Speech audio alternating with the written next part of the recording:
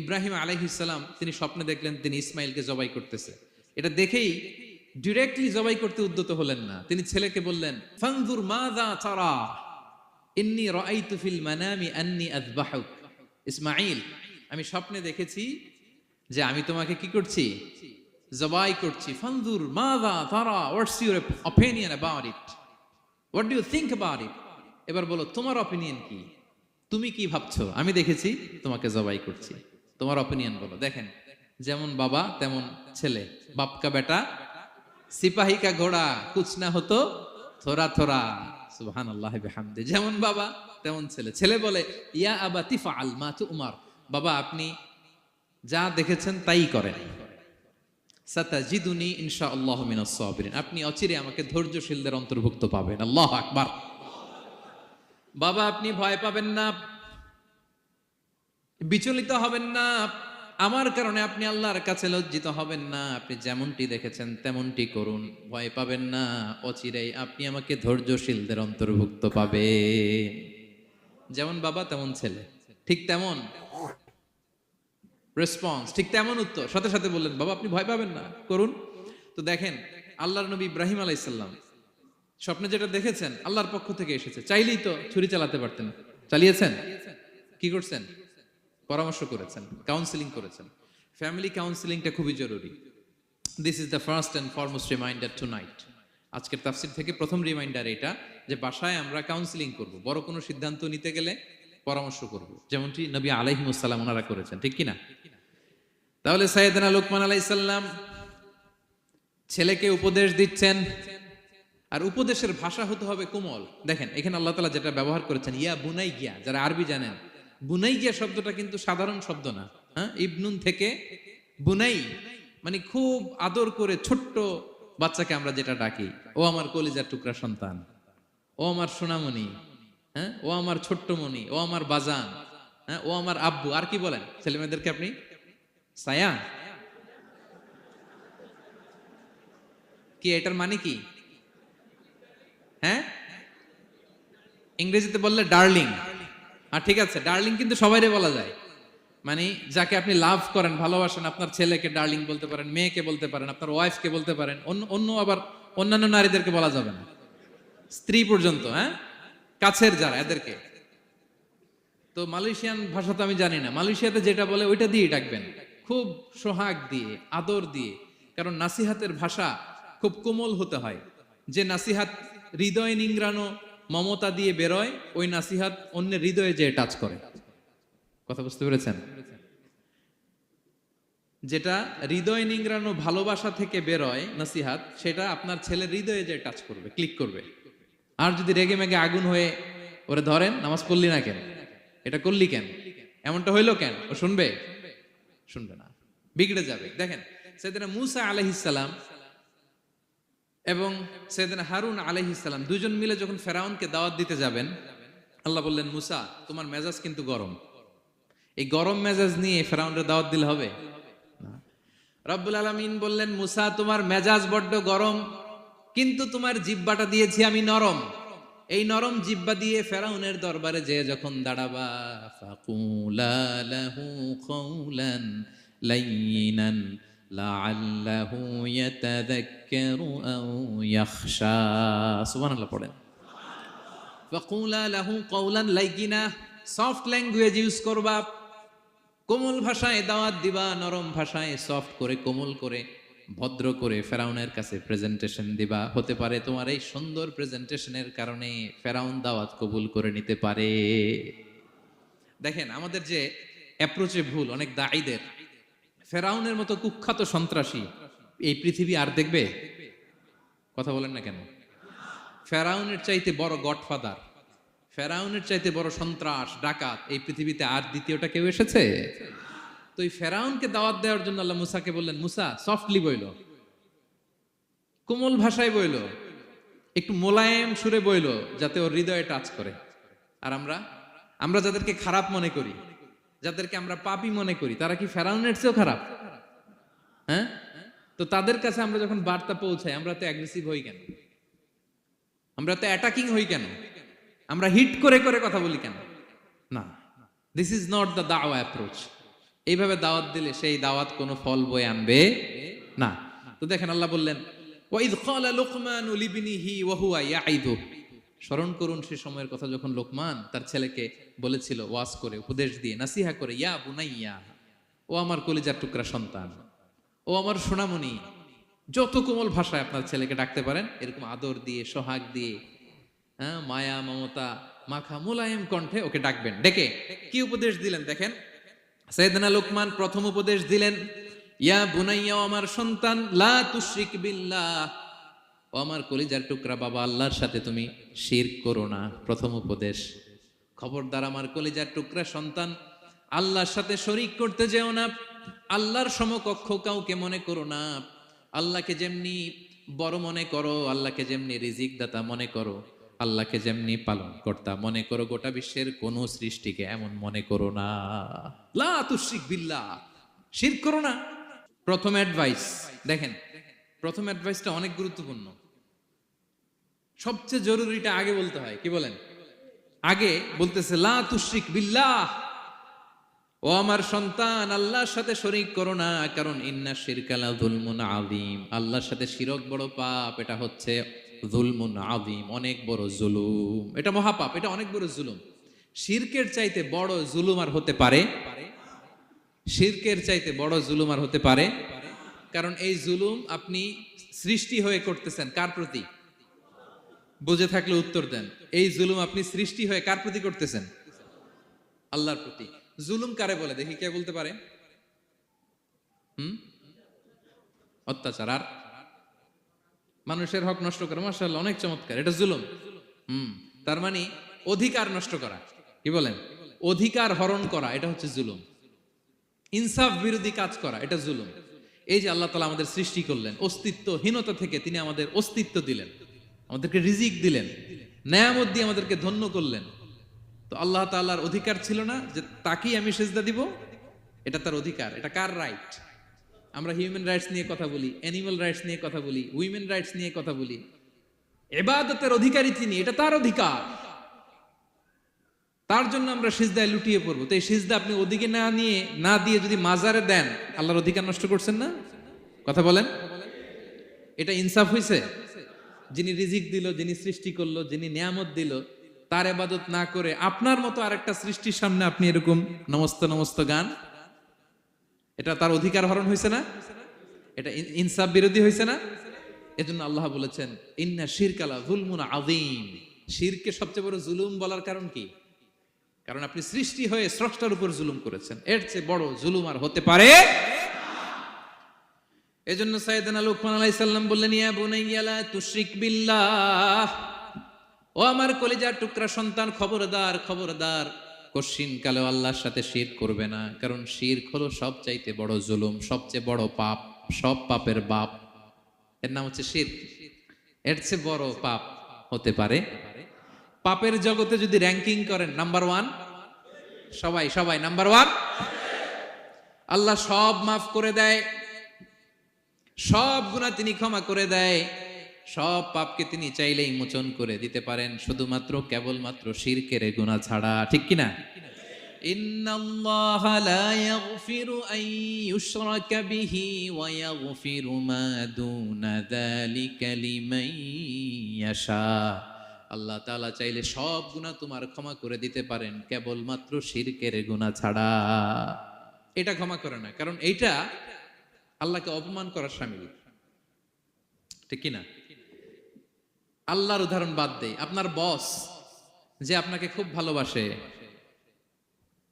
যে আপনাকে স্যালারির বাইরেও আরো অনেক কন্ট্রিবিউশন করে, টাকা দেয়, আদর করে, এই সুবিধা দেয়, ওই সুবিধা দেয়, আপনি উনারে শ্রদ্ধা না দেখাইয়া এই শ্রদ্ধা আপনি অন্যদের দেখান, কিন্তু উনারে শ্রদ্ধা করেন না, উনি এটা মেনে নিবে?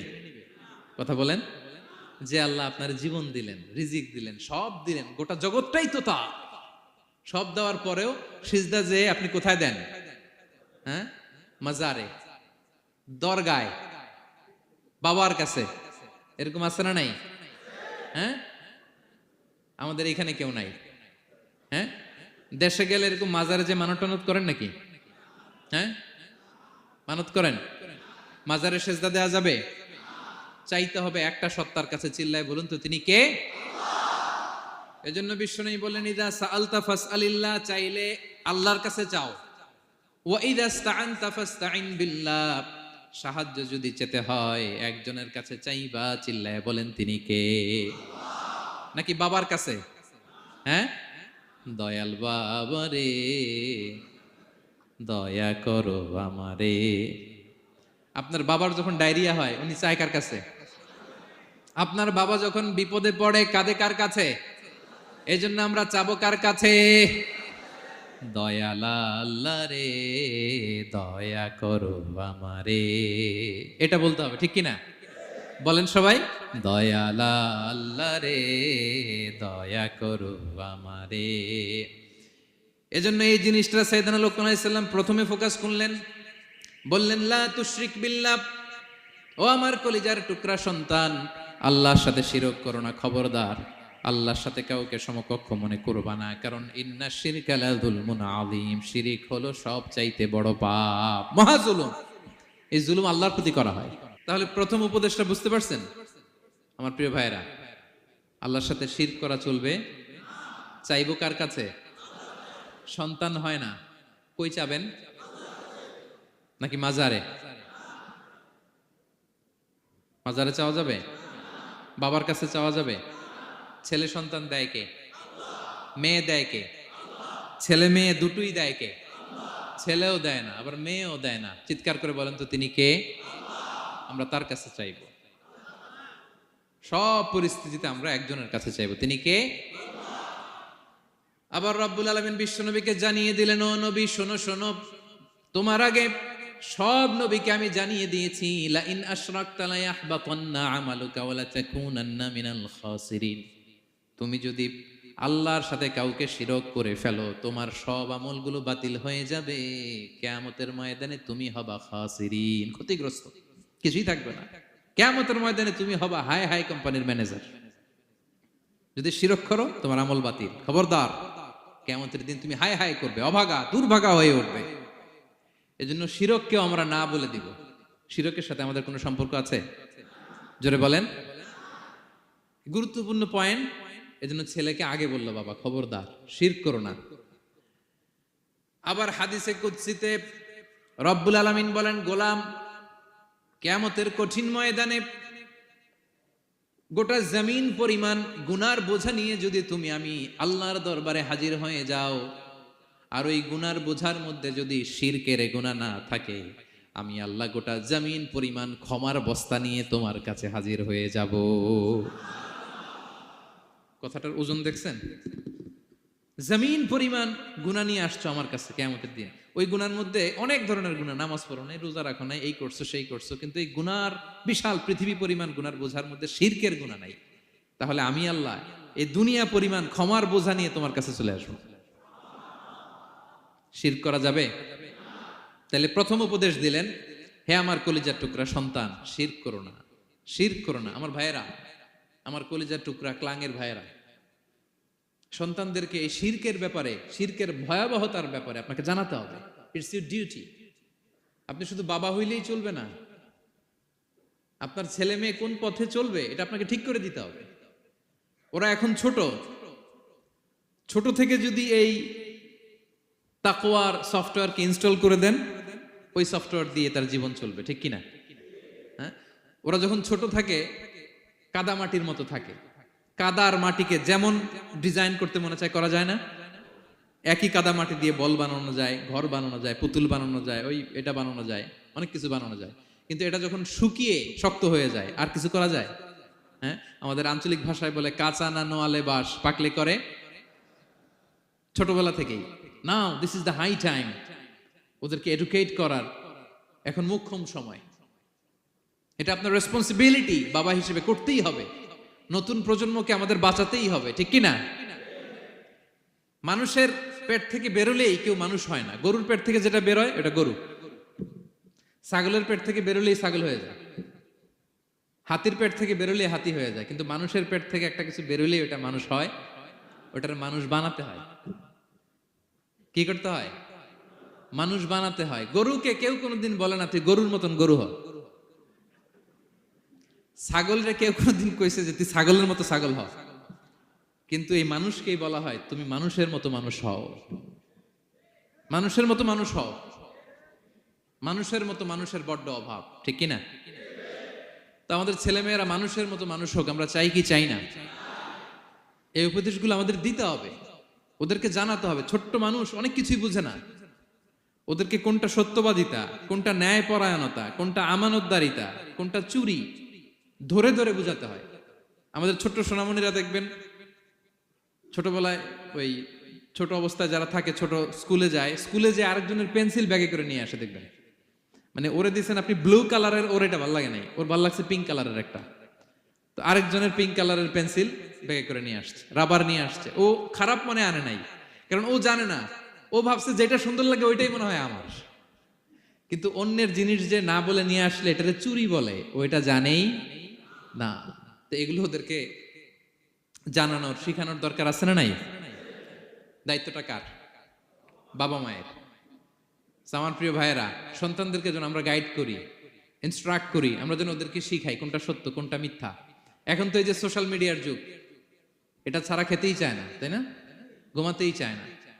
সে কি দেখে এটা আপনার জানতে হবে, সে কোথায় যায়, সে কার সাথে মেশে, সে কোন সাইটগুলো ব্রাউজ করে, এটা বাবা হিসেবে জানার দরকার আছে না নাই?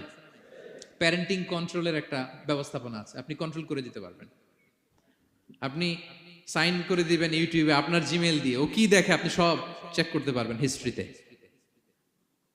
যুগ যেমন, ওই যুগের মেডিসিনও তেমন, ওইভাবে আপনাকে নিয়ন্ত্রণ করতে হবে। কারণ এই যুগে আমাদের তরুণ শিশু কিশোররা এত এত চ্যালেঞ্জের সম্মুখীন হচ্ছে যেটা আগে কখনো হয় নাই। The world is changing so fast, it's very difficult to handle our teenagers. ওদের প্রশ্ন শুনলে আপনি অবাক হয়ে যাবেন। আমি উত্তর দিতে পারি না মাঝে মাঝে, আমার ছোট মেয়ের অনেক প্রশ্নের উত্তর দিতে পারি না, মানে পারি, ও মানতে চায় না, আর্গুও করে, এমন এমন কথা বলে যেগুলো আমরা 10-15 বছর বয়সেও শিখি নাই। আজকে 5-6 বছরের ছোট বাচ্চা, ছেলে মেয়ে আপনাকে এমন প্রশ্ন করবে আপনি অবাক হয়ে যাবেন। এই জন্য ছোটবেলা থেকেই ওদের মন মস্তিষ্কের ভেতরে এই ইসলামের শিক্ষাটা ঢুকাই দিতে হবে আমার ভাইয়েরা। ইসলাম সেটাই চায়। যে এইমাত্র জন্মগ্রহণ করছে যে বাচ্চাটা, নবজাতক, নিউ বর্ন বেবি, ওর আমল নামা শুরু হয়েছে? সবাই বলেন, এইমাত্র ভূমিষ্ঠ একটা বাচ্চার আমল নামা শুরু হয়েছে। তারপরে ইসলাম বলে ওর কানের সামনে আল্লাহু আকবার, আল্লাহু আকবার বলে আল্লাহর নামটা ঢুকিয়ে দাও। এখনো আমল নামা শুরু হয় নাই, এখনো ভালো খারাপের কিছুই হয় নাই, তারপরও আল্লাহ বলে দুনিয়াতে আসার সাথে সাথে আজান দিয়ে ইসলামের কথাটা কানের ভেতরে ঢুকায়া দাও। আমাদের দায়িত্ব হচ্ছে ওদেরকে এডুকেট করা। 1 নাম্বার উপদেশ তিনি দিলেন, লা তুশরিক বিল্লাহ, শিরক করো না। শিরক মহাপাপ। এই পয়েন্টটা বুঝতে পারছেন সবাই? উনি বেসিক্যালি ওনার সন্তানকে 9টা উপদেশ দিয়েছিলেন। কয়টা? সবাই বলুন, 9টা। এরপর আল্লাহ তাআলা আরেকটা এক্সট্রা উপদেশ দিয়ে দিয়েছেন, 9 আর 1 মিলে তিলকা আশারাতুন কামিলা, একেবারে ফাইনাল, 10টা হয়ে গেছে, পরিপূর্ণ। তো শিরকের ব্যাপারে সতর্ক করার সাথে সাথে আল্লাহ তাআলা নিজ থেকে একটা উপদেশ দিলেন। আল্লাহ তাআলা কি বললেন? রব্বুল আলামিন বললেন, ওয়াসাইনাল ইনসানা বিওয়ালিদাইহি হামালাতহু উম্মুহু ওয়াহানান আলা ওয়াহান ওয়া ফিসালুহু ফি আমাইনি আনিশকুর লি ওয়া লিওয়ালিদাইকা ইলাইয়াল মাসির। সুবহানাল্লাহ পড়ে। আল্লাহ বললেন, ওয়াসাইনাল ইনসানা বিওয়ালিদাইহি। শিরকের কথা যখন লোকমান সন্তানকে জানালো, এবার আমি আল্লাহ পৃথিবীর মানুষগুলোরে জানিয়ে দিলাম, খবরদার এ খবরদার, মা বাবার সাথে কখনো খারাপ আচরণ করো না। ওয়াসাইনাল ইনসান, মানুষকে আমি ওসিয়ত করলাম, রেকমেন্ড করলাম, ভার্ডিক্ট জারি করে দিলাম, বিওয়ালিদাই, মা বাবার ব্যাপারে তাদের সাথে সদাচরণ করবে। মা বাবার সাথে খারাপ আচরণ করা যাবে। জান্নাতে একটা দরজা আছে, নাম আল আব, বাবা, আর একটা আল উম, মা। যারা বাবা মার সাথে ভালো আচরণ করছে তারা ওইটা দিয়ে ঢুকবে। সুবহানাল্লাহ পড়ে। এক লোক বললেন, ইয়া রাসূলুল্লাহ, আমার মাকে কাঁধে করে কাবার চারদিকে ঘুরিয়েছি, তাওয়াফ করিয়েছি, প্রচন্ড রোদের মধ্যে আমার মাকে কাঁধে করে কাবার চারদিকে লাব্বাইক লাব্বাইক বলে অনেকবার ঘুরিয়েছি। ইয়া রাসূলুল্লাহ, আপনি আমাকে বলে দেন, ছোটবেলা যখন আমি আমার মায়ের বুকের দুধ খেয়েছি, ওই দুধের সুদটুকু আদায় হয়েছে কিনা? বিষ্ণুই বললেন, কি প্রশ্ন করলা তুমি?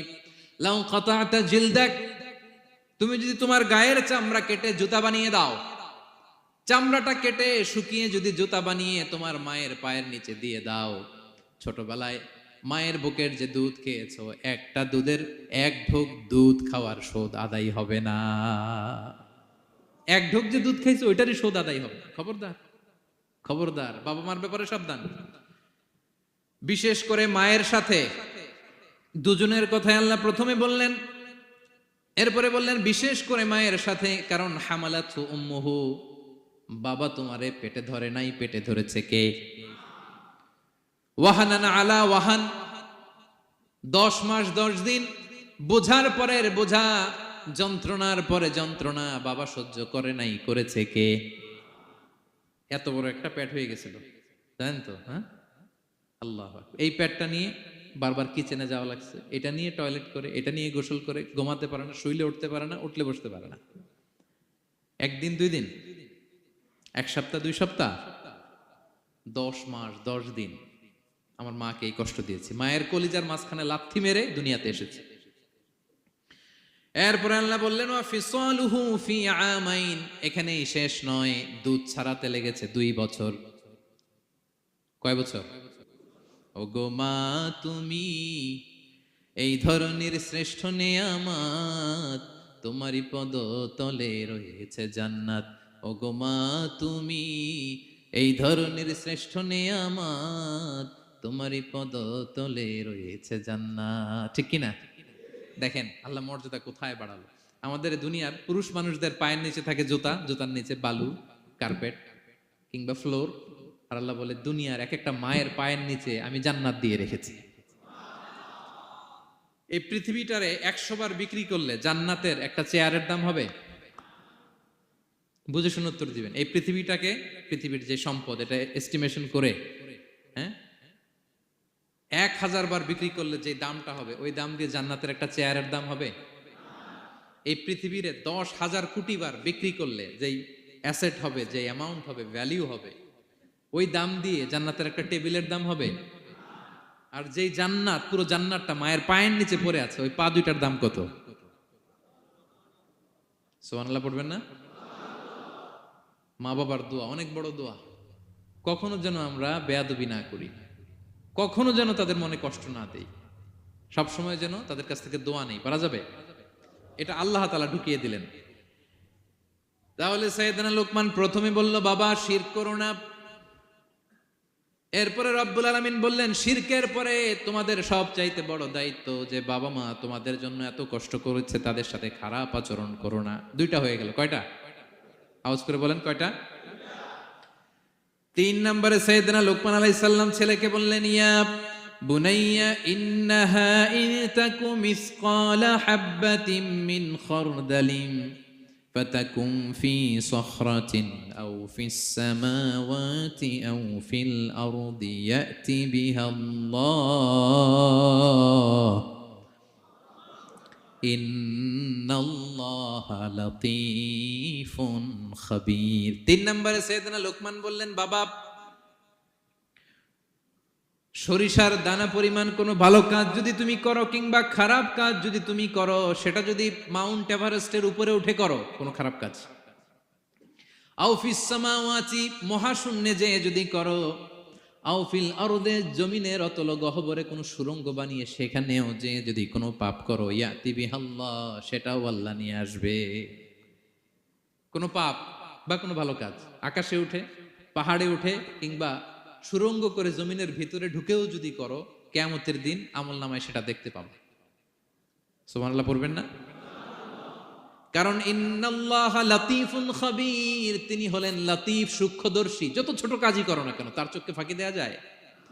তার মানে 3 নাম্বার উপদেশে সাইয়েদনা লোকমান তার ছেলেকে আল্লাহর শক্তি, আল্লাহর ক্ষমতার ব্যাপারে একটা ধারণা দিচ্ছেন। নিজের ছেলেকে তার রবকে চিনাইতে হবে। আমাদের রবকে আমাদের চিনার দরকার আছে না নাই? ছেলেকে বুঝাবেন বাবা ওই যে তুমি মসজিদে আমার সাথে যে সেজদা দাও, কারে দাও জানো? তিনি কত বড়, তিনি কত বিশাল ক্ষমতার অধিকারী। তুমি সামান্য কোনো ভালো কাজ কিংবা খারাপ কাজ, এটা যদি মহাশূন্যে উঠেও করো, পাহাড়ের চূড়ায় গিয়েও যদি করো,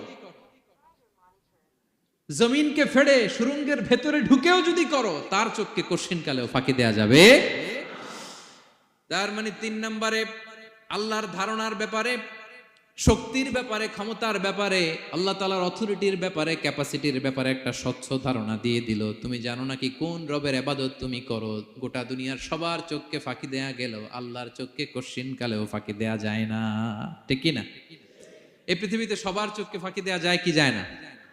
পুলিশের চোখ, সিকিউরিটির চোখ, বিমানবন্দরে কাস্টমস অফিসারের যে অফিসার থাকে তাদের চোখ, বিভিন্ন জায়গায় বড় বড় যে সিসি ক্যামেরা থাকে, এগুলো ফাঁকি দেয়া যায়। ফাঁকি দেয়া যায় না একজনের চোখ। আওয়াজ করে বলুন তো তিনি কে? ফাঁকি দেওয়া যায়? আচ্ছা বলেন, এই ছোটবেলা থেকেই এই সেন্সেশন, এই অনুভূতি যদি, এই অনুভূতির সফটওয়্যার যদি আপনার ছেলের মাথায় ঢুকায় দেন, এই ছেলে কোনোদিন দুর্নীতি করবে? খাদ্যে ভেজাল দিবে? মাছে ফরমালিন দিবে? প্রতিবেশীকে কষ্ট দিবে? অনিয়ম করবে? অন্যের অধিকার হরণ করবে না। এজন্য ছোটবেলা থেকেই তার রবকে চিনায় দিতে হবে, রবকে চিনায় দিতে হবে। 3 নম্বরে ছেলেকে তিনি বললেন, বাবা, অতি ক্ষুদ্র ভালো কাজ কিংবা খারাপ কাজ যেখানেই করো না কেন, কিয়ামতের দিন সেটা তুমি দেখবা।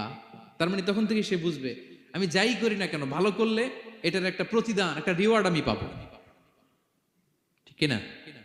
আর খারাপ যদি করি, এটার শাস্তি আমাকে ভোগ করতেই হবে। আল্লাহর সুপ্রিম কোর্টের কাঠগড়ায় আমাকে দাঁড়াতেই হবে। নিক্তি পাল্লা, মাওয়াজিন আল কিসত, ন্যায়ের মানদণ্ড আল্লাহ সেদিন স্থাপন করবেন। আমরা যেটা মিজানের পাল্লা বলি, এটা মূলত ন্যায়ের মানদণ্ড। সামান্য ক্ষুদ্রাতি ক্ষুদ্র জিনিস দিলেও ওইখানে টের পাওয়া যায়। সুবহানাল্লাহ পড়েন। আচ্ছা, আমরা যে চাল কিনি, ডাল কিনি, ধরেন 10 কেজি চালের একটা বস্তা কিনছি, দেখবেন যে অনেক সময় মাপটা একুরেট হয় না। 10 কেজির চেয়ে হয়তো একটু বেশি অথবা হয়তো একটু কম, এরকম হয় না অনেক সময়? 5 কেজি কিনছেন এক দোকান থেকে, আরেক জায়গায় যে ভালোভাবে মাপ দিয়ে দেখবেন যে একটু বেশি হয়েছে অথবা একটু কম হয়েছে, ঠিক কিনা? আল্লাহ যে মিজানের পাল্লা সেদিন বসাবেন, ওইখানেও তো এরকম হবে। হ্যাঁ, কেমন হবে? فَمَن يَعْمَلْ مِثْقَالَ ذَرَّةٍ خَيْرًا يَرَهُ, পড়ুন, وَمَن يَعْمَلْ مِثْقَالَ ذَرَّةٍ شَرًّا يَرَهُ। ক্ষুদ্রাতি ক্ষুদ্র জাররা তথা অনুপরিমাণ ভালো যদি করো, সেটাও সেদিন নিক্তি পাল্লায়, মিজানের দাড়ি পাল্লায় দেখতে পাবা। ক্ষুদ্রাতি ক্ষুদ্র খারাপও যদি করো, সেদিনও মিজানের পাল্লায় সেটা তুলে দিবে কে? জাররা মানে খুবই ক্ষুদ্র। কতটুকু ক্ষুদ্র আমি উদাহরণ দিয়ে বুঝাই। শীতের সকালে টিনের ঘরে যারা কোনোদিন থেকেছেন, এখানে তো শীত নাই, মালয়েশিয়াতে সারা বছর গরম। শীতের সিজনের কথা মনে আছে তো আপনাদের? না মালয়েশিয়ায় থাইকা সব ভুলে গেছেন? শীতকাল, শীতকাল মনে আছে? হ্যাঁ, শীতের সকালে টিনের ঘরে যদি কখনো থাকেন, দেখবেন যে যে টিনের ঘরে ছিদ্র থাকে, ওই ছিদ্র দিয়ে সূর্যের আলো ঢুকে, রশ্মি। মনে পড়ছে? শীতের সকাল, টিনের ছিদ্র দিয়ে দেখবেন চিকন একটা সূর্যের রশ্মি ঢুকছে। ওটার কাছে গেলে দেখা যায় সামান্য ধুলাবালি, কেমন যেন ডাস্ট উড়ে এটার মধ্যে। অন্যদিকে কিন্তু দেখা যায় না, এদিকে নাই, কিন্তু ওই ছিদ্রটার কাছে গেলে দেখা যায় আলো যেদিক থেকে পড়ছে নিচ পর্যন্ত পুরোটার মধ্যে ধূলিকণা। আসলে ধূলিকণা কি শুধু এদিকেই না, পুরা ঘরেই? পুরা ঘরেই আছে। ওইদিকে আলো পড়ছে, ওটা দেখা যায়। ওই যে ছোট্ট সূর্য রশ্মির মধ্যে কাছে গেলে যে ছোট্ট ছোট্ট ধূলিকণা দেখা যায়, ওইটার নাম হচ্ছে যাররা। যাররা, ফামান ইয়ামাল মিসকালা যাররাতিন খাইরান ইয়ারা।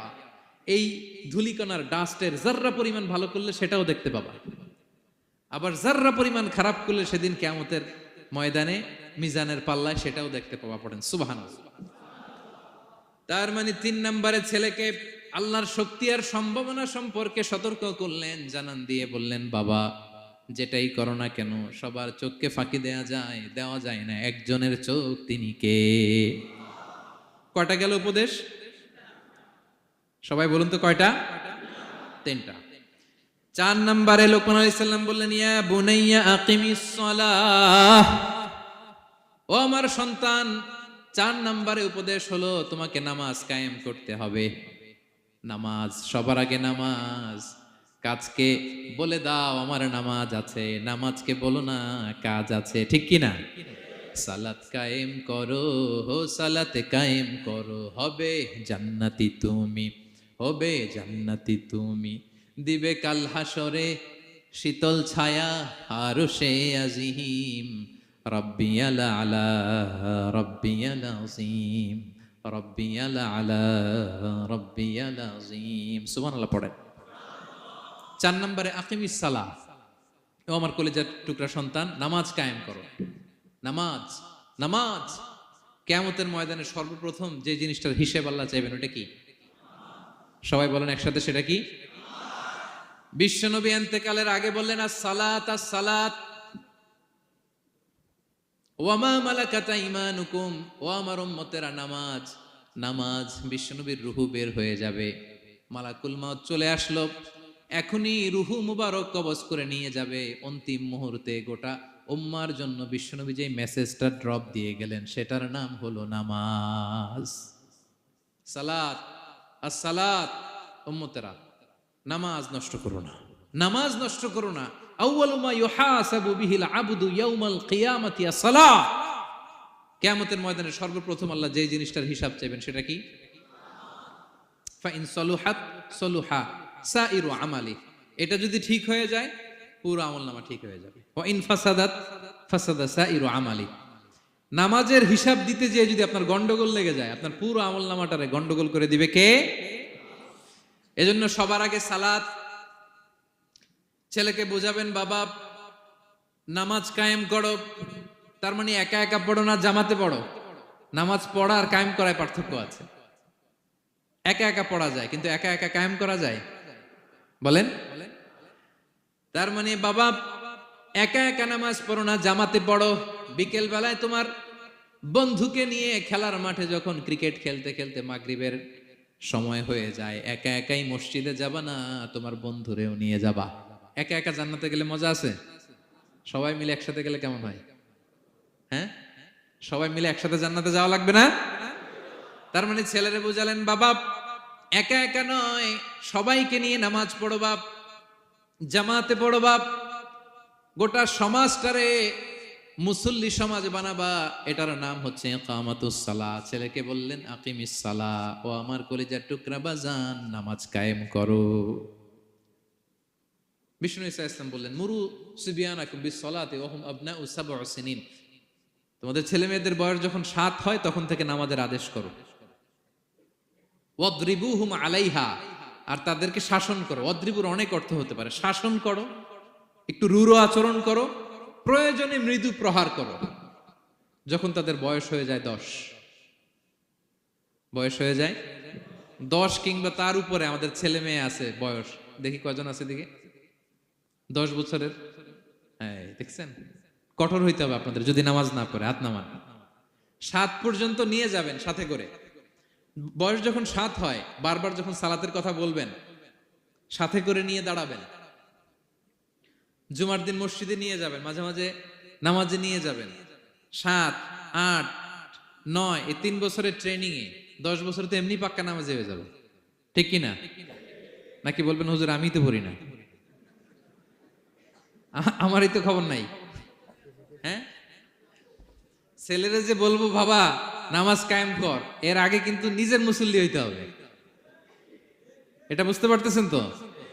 হ্যাঁ, ছেলেকে বলতে হইলে আগে নিজের মুসল্লি হইতে হবে।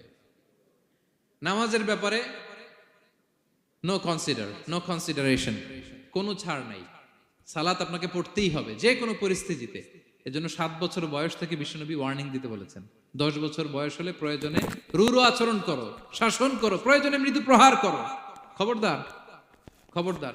একসাথে মাঝে মাঝে নিজেরাও ঘরে পড়বেন। মসজিদে তো যাবেনই, বাইরে বৃষ্টি, যেতে পারছেন না, নিজেই ইমাম হয়ে দাঁড়ায় যান। আপনার ছেলে 2 জন আপনার পিছনে দাঁড়াবে, আপনার স্ত্রী আর মেয়েরা তার পরের কাতারে দাঁড়াবে। হ্যাঁ, নারী পুরুষ একই কাতারে দাঁড়াতে পারে না। অথবা আপনার ছেলেটার ইমাম বানায় দেন, ও নামাজ পড়াইতেছে আপনারা পড়তেছেন, ভালো লাগবে না? A family that prays together stays together. ইংরেজিতে একটা কথা বলে, a family that prays together stays together. যে ফ্যামিলি একসাথে নামাজ পড়ে এই ফ্যামিলি একসাথে টিকে থাকে শান্তিতে অনেক দিন। ঠিক কিনা? এজন্য ঘরে মাঝে মাঝে জামাতে নামাজ পড়বেন। ঘরটারে বরকত দিয়ে পূর্ণ করে দিবে কে? এজন্য সাইয়েদনা লোকমান বললেন, আকিমিস সালাহ, আমার কলিজার টুকরা সন্তান, নামাজ নামাজ নষ্ট করো না, নামাজ নষ্ট করো না। অনেক ফ্যামিলি আছে, অনেক ফ্যামিলি নিজেও নামাজি, ছেলে মেয়েদেরকেও নামাজের কথা বলে, পড়ায়। জোহর পড়তে দেয়, আসর পড়তে দেয়, মাগরিব পড়তে দেয়, এশা পড়তে দেয়, ফজর পড়তে দেয় না। ফজর নিয়ে টেনশন নাই। কেন? বলতেছে ঘুমায় হুজুর। কি করে? আমার কলিজার টুকরা সন্তান ঘুমায় হুজুর। কাঁচা ঘুম কেমনে ভাঙাই? আচ্ছা, ফজরের সময় যদি আপনাদের কন্ডোমিনিয়ামে আগুন লাগে কি করবেন? ফজরের সময় লাগছে আগুন, আর একটু ঘুমাক, কাঁচা ঘুম। হ্যাঁ বলবেন, বলবেন, কথা বুঝে নাই বোধহয়। যে বাবা মারা মনে করে সকালে কিভাবে ডাকি, করতে চায় না হুজুর, কাঁচা ঘুম, কষ্ট হয়ে যায়। ফজরের সময় যদি আগুন লেগে যায় আপনার ঘরে কি করবেন? আরেকটু ঘুমাক, কাঁচা ঘুম। দুনিয়ার আগুন থেকে নিজের সন্তানকে বাঁচানোর জন্য যেমনি ডেকে ওঠান, দুনিয়ার আগুন থেকে রক্ষা করার জন্য যেমনি ডাকেন, উঠায় নিয়ে আসেন, জাহান্নামের কঠিন আগুন থেকে বাঁচানোর জন্য ফজরের সময়ও ডাকার দরকার আছে না নাই? দুনিয়ার আগুনের চেয়ে কমপক্ষে 70 গুণ বেশি তেজওয়ালা। হ্যাঁ, বিষ্ণু বলেন নারুকুম তুকিদুন, যে আগুন দিয়ে কিচেনে রান্না করো, জাহান্নামের আগুন কিন্তু এই আগুন নয়। জাহান্নামের আগুন দুনিয়ার আগুনের চাইতে কমপক্ষে 70 গুণ বেশি তেজওয়ালা। তাহলে ফজরের সময় ডাকবেন তো ছেলে মেয়েকে? হ্যাঁ, নিজেও পড়বেন, ছেলে মেয়েদেরকেও ডাকবেন। আকিমিস সালাহ। 4 নম্বরে বললেন বাবা নামাজ কায়েম করো, নামাজ নামাজ ছেড়ে দিও না। 5 নম্বরে বললেন ওয়ামুর বিল মারুফ, ভালো কাজের আদেশ করো। 6 নম্বরে বললেন ওয়ানহা আনিল মুনকার, খারাপ কাজ থেকে নিষেধ করো। দেখেন কি বাবা ছিল সাইয়েদনা লোকমান। ছেলেরা বললেন, নামাজ পড়ার পরে বললেন ওয়ামুর বিল মারুফ, ভালো কাজের আদেশ করবা, ভালো কাজের আদেশ করো। ওয়ানহা আনিল মুনকার, মন্দ কাজ থেকে নিষেধ করো। আমরা অনেকে নিজেরাই ভালো করি, নিজেরাই ভালো কাজ করি, অন্যদেরকে বলি না, এরকম আছে না নাই?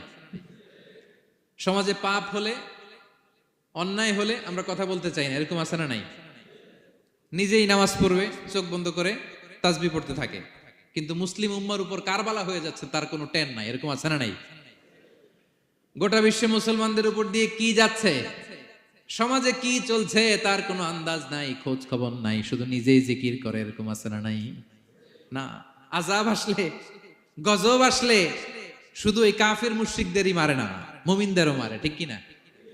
আল্লাহ বলে ওই আযাবকে ভয় করো, ওয়াত্তাকু ফিতনাতাল লা তুসিবান্নাল্লাযীনা যালামু মিনকুম খাসসা। ওই আযাবকে ভয় করো, ওই শাস্তিকে ভয় করো, যে শাস্তি যখন আমি পাঠাই ওই শাস্তি দিয়ে শুধু জালেমদেরকে মারি না, আলেমদেরকেও মারি, ঠিক কি না? কারণ তুমি আলেম হয়ে বসেছিলে কেন? তুমি সমাজকে বাঁচাও নাই কেন? শুধরে দাও নাই কেন? শুদ্ধাচারের অভিযানে তুমি নামো নাই কেন? ঠিক কি না?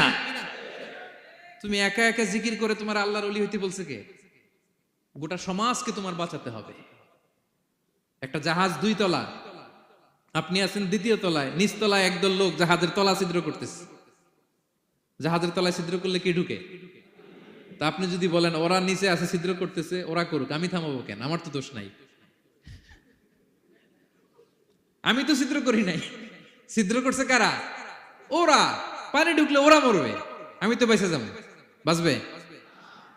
কারণ সে তো জাহাজের ভিতরেই। আপনি যে যদি এই পাগলগুলারে না থামান, ওরা তো মরবেই, আপনিও শেষ। চিল্লায় বলেন ঠিক কিনা?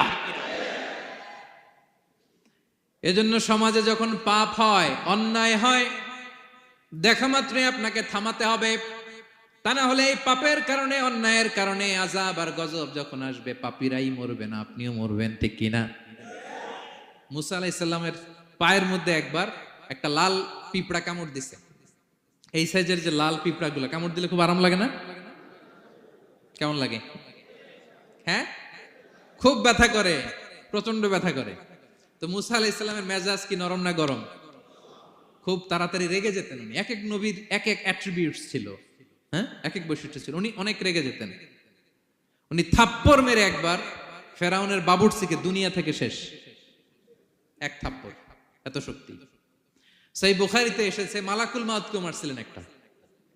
ওই যে ছোটবেলা থেকে মারার অভ্যাস, ছোটবেলায় কার গালে দিছিল জানে না বোধহয়? ফেরাউন। অন্যায় দেখলেই ছোটবেলায় ফেরাউনের গালে দিছে একটা, বড় হয়ে ফেরাউনের বাবুর্চির একটা, এরপরে মালাকুল মাউতকেও একটা। এর কারণ মালাকুল মাউত আবার মালাকুল মাউতের মতো আসেনি, মানুষের আকৃতিতে এসেছিল। তো পারমিশন না নিয়ে ঢুকছে, উনি ভাবছে এমনি মানুষ, কিরে পারমিশন নিলি না কেন? তো মুসা আলাইহিস সালামের পায়ের মধ্যে লাল পোকা, লাল পিঁপড়া কামড় দিছে, প্রচন্ড ব্যথা পাইতেছে আর ডলতেছে আর রেগে গেছে। রেগে তাকায় দেখে এদিকে লাল পিঁপড়ার বাসা, যে পা দিয়ে ডলে সবগুলোরে মেরে ফেলছে। তো ঘটনাটা ছিল মুসা আলাইহিস সালাম আল্লাহকে জিজ্ঞেস করছিলেন, এই ঘটনাটা আল্লাহ কেন ঘটাইছেন, আল্লাহকে জিজ্ঞেস করছিলেন, আল্লাহ আযাব যখন কোন এলাকায় পাঠান তখন তো শুধু জালিমরাই মরে না, ভালো লোকগুলাও তো মারা যায়, তো এই আযাবে ভালো লোকগুলা কেন মরে? আল্লাহ উত্তর দেয় নাই, এই ঘটনা ঘটাই দিছে। পিঁপড়া যখন কামড় দিছে রেগে সবগুলোর মেরে ফেলছে। আল্লাহ বলে, মুসা কামড় দিছিল কয়টা? কয় আল্লাহ একটা। তো ওগুলোর মারলা কেন? অ্যাকশনে যখন যায় এত কিছু দেখে অ্যাকশন নেওয়া যায় না। এজন্য আল্লাহ বলেন, ওয়াত্তাকু ফিতনাতাল লা তুসিবান্নাল্লাযীনা যালামু মিনকুম খাসসা। ওই ফিতনাকে মানে ওই আযাবকে ভয় করো, যে আযাব যখন আসবে শুধু খারাপ লোকগুলার উপরে আসবে না, ভালো লোকগুলাও বাঁচতে পারবে। কারণ ভালো মানুষরা আশেপাশের লোকদেরকে ভালো বানায় নাই কেন? একা নামাজ পড়েছো কেন? নামাজের দাওয়াত দাও নাই কেন? নিজে হালাল খাইছো, সমাজটারে হালাল দিয়ে বিনির্মাণ করো নাই কেন? এজন্য আযাব আসলে শুধু জালেমদের উপরে আসে না, আলেমদের উপরে আসে, খবরদার। এজন্য ছেলেরে বলে